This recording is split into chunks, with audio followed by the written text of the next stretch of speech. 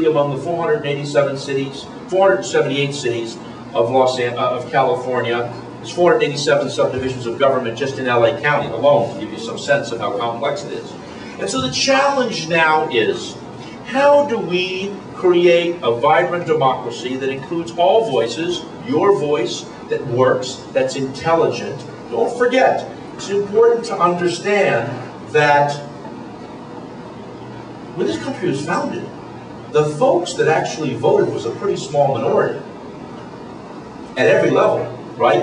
What was the democracy? So we create this tremendous complexity that creates all sorts of inclusion, which is the right thing to do. So how do you fix it?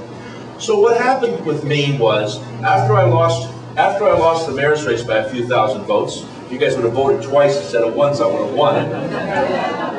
But I got to tell you, I think I'm better off, quite frankly. But in any event, the question, so what I did was, I formed a solar company in South Los Angeles on Martin Luther King Boulevard and Alameda.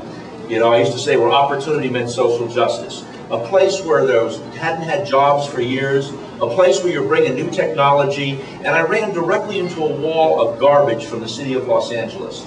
I mean, the day that my trucks rolled up to bring the machines in, the city says, "Oh, we made a mistake. We're changing the incentive program." Ultimately, the company was successful. I had to sell out when I ran for mayor. Won the Wall Street Journal Award for Innovation in 2005, and then went on to go public. After the mayor's race, I went to Europe and formed a solar company in Cardiff, Wales.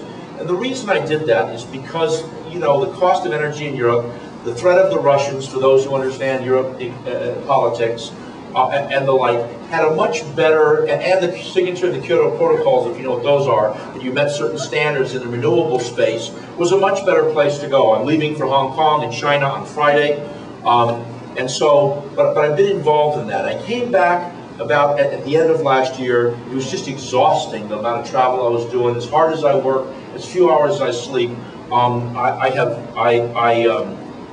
never worked so hard.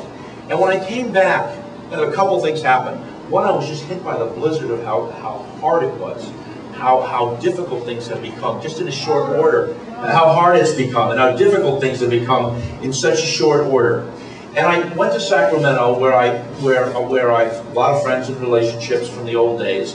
And what happened was, a number of foundations, the Hewlett Foundation, Packard Foundation, the California Endowment, Irvine and Haas got together, and they said, you know what, we spend millions and millions and millions of dollars trying to fix things in government, or things that affect folks, whether it's foster kids, or whether it's single mothers, or drug interventions, so the kinds of things that foundations write checks for nonprofits to help the community. And we're so frustrated that California is going like this, and it's on again and off again.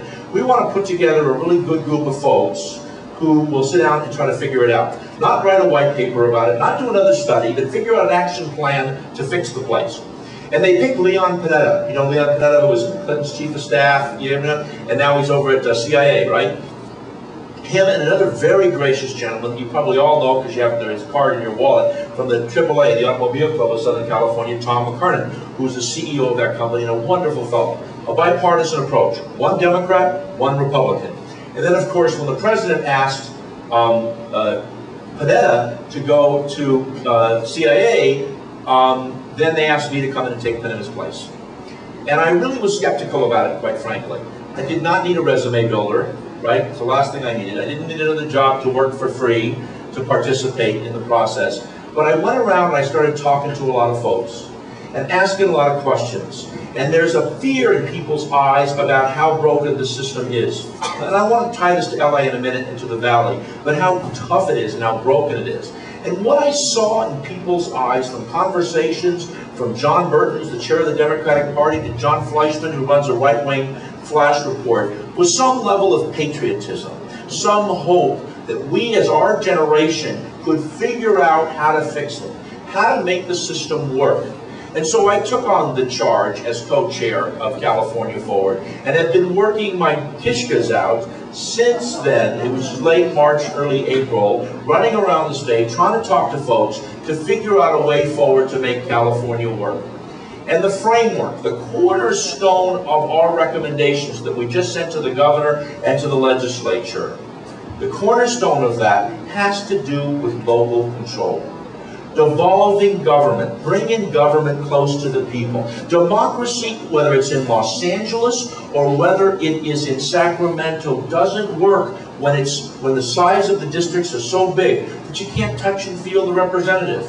You have a representative, unlike your last representative, who's showing up. And he will show up. He's a believer. I know that. You know, I Zets him all the time, but he will show up, and he'll continue to show up. You know, he believes in local government. But I'm going to tell you, that is a huge problem. And so what happens in Sacramento is 70 cents, 70% of the casherini, of the money that we spend in Sacramento, over a handful of people that control it, is really providing services at the local level. You got to change the game. You got to bring the money down and the services down. The fancy term for it is realignment. I call it bringing government closer to the people. If you can do that, what you get is line of sight management. You get accountability. People writing checks for things that they say, well, I know I can feel it, I can touch it, I can see it. For my schools, in terms of financing the schools, of recalibrating. California is too big. We can't compete globally like we used to because it's this Politburo style bureaucracy.